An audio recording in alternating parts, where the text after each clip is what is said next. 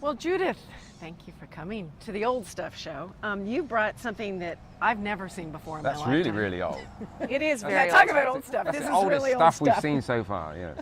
Do you want to tell us where you got it? Well, yeah, it was given to me About by it? my parents, and it was found in the desert in at a ziggurat in Ur, which is next to Babylon. In that area, I'm not quite sure the geography, but That's the inscription on the front. it has cuneiform writing on it. I don't know, if you what can it says, see that.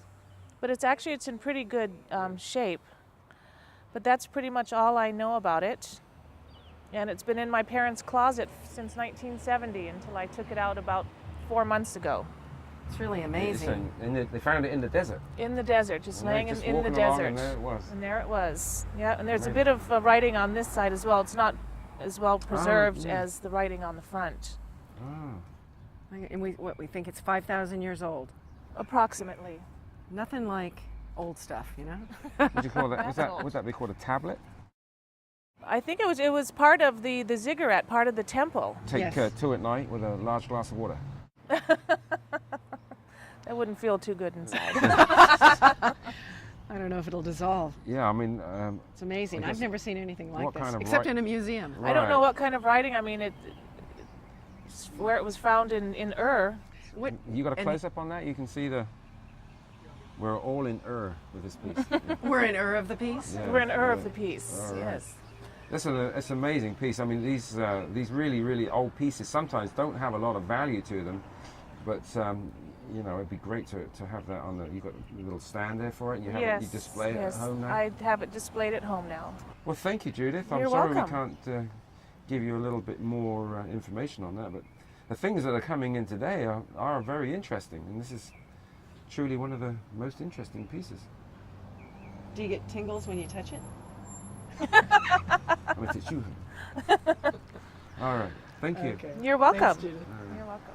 Good morning, Pauline and Douglas. Hi. It's a truly international old stuff show today. You're from New Zealand. Wellington, New Zealand, Yes. but living in El jolly old Segundo. El El Segundo. Segundo. Yeah. The Well, exotic El Segundo. Yeah, that's great.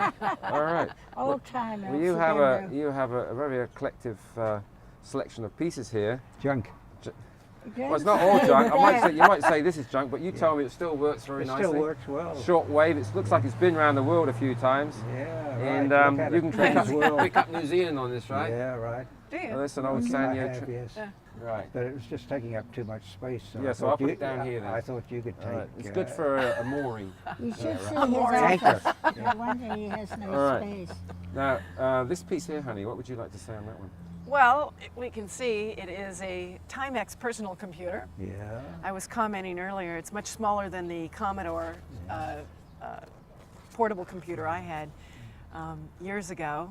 I think And it's from the 1960s. I was going around to say, I would suspect it's from the 1960s, obviously one of the first computers that there were, at least personal ones. They used to be That's so right, enormous. Now, have you used it? No. Where did you get it? Why did you I got get it at a garage sale.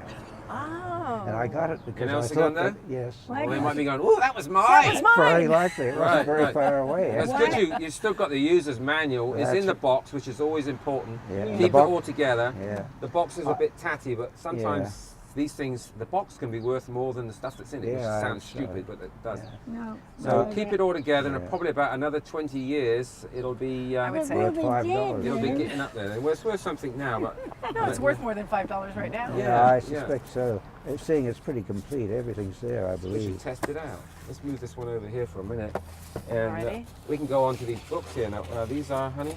It's Homer's Iliad in These- 3 editions, or 3 volumes. 3 volumes of they're published in Scotland in, I looked inside, 1784. So we're getting the leather-bound books, very nice decorative pieces. I was commenting on the condition is amazing Very for the kind of age that these books possess. And the paper is, I think that is called Bible paper, is that a correct term? I'm not sure. But they're really, Beautiful pieces. really got lovely. A old little bit signature in the a front. little tiny bit of foxing, but you have to expect that. Yeah. Yeah, So somebody's that goes J.M. way back. That was first written, right? Oh, I think it was written a long time before yeah, that. Homer's famous for the Iliad and the Odyssey. Yeah. Yeah, way And back that would be, you know, I don't know the time, Greek time before Christ, certainly. Well, actually, it's funny you should mention Greek, because the next piece we have here is called Old Greek, and it is a match holder. You see, the matches would go in here, and then you would strike the matches along the top here.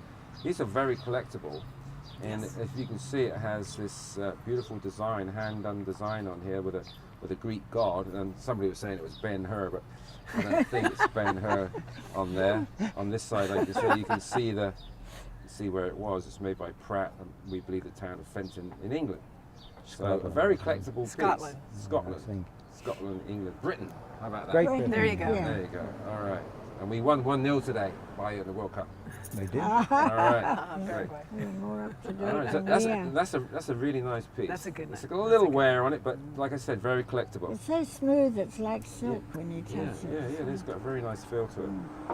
Now this one here, this is a very desirable piece of pottery.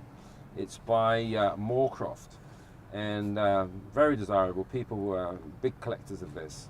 They do come in big size. This is a fairly small piece of Moorcroft. It's got a nice fruit pattern on it of grapes and pomegranates. And this one is not as old as they do get. It's after 1920s. It says made in England on here by Moorcroft. A couple of little impressed marks on it. The older ones would have a signature of Moorcroft, and they would buy appointment to the Queen, which was probably Queen Victoria at the time. But this is a very nice piece, probably in the range of $150 to $200. And, Take care of And that. it's in perfect condition. perfect condition, yes. Dr. Sherry? All right, okay. Next one. Your Oh, basket. this is Okay. This is the basket case, I think. This one, right? it's a basket case. It's hand woven split cane, but not much age at all to that one. So there you go. That's your piece. Chalk and cheese. There you go. Mm-hmm. Chalk and cheese. Lovely.